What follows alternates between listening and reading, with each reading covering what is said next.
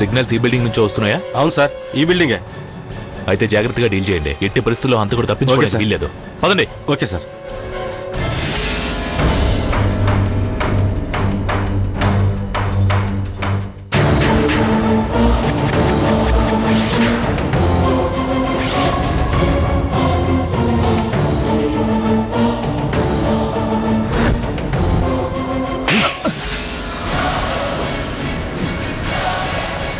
పోతారా స్టేషన్కి?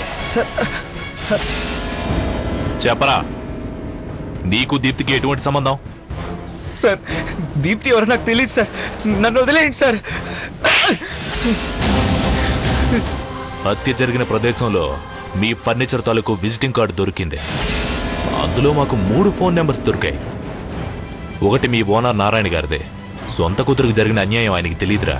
సో ఆయనకు ఈ హత్యకు ఎలాంటి సంబంధం లేదు. రెండోది నీది. హత్య జరిగినప్పటి నుంచి నీ ఫోన్ స్విచ్ ఆఫ్లో ఉంది. ఇక మూడోది ఆ సాంబగాడిదే. వాడిని మా స్టైల్లో అడిగితే నీ కథ మొత్తం చెప్పాడు. ఇప్పుడు చెప్పు, లేకపోతే నిన్ను ఎన్కౌంటర్ చేస్తా. చెప్పరా. సార్, నన్నేం చేయకండి సార్. జరిగింది మొత్తం చెప్తాను సార్. అసలు జరిగింది ఏంటంటే, నాకు మా ఓనర్ గారు అమ్మాయి ఐశ్వర్య అంటే చాలా ఇష్టం సార్. ఆమె అందాన్ని చూసి ఫ్లాట్ అయ్యేవాడిని. ఎలాగైనా తన్ని నా సొంతం చేసుకోవాలనుకునేవాడిని.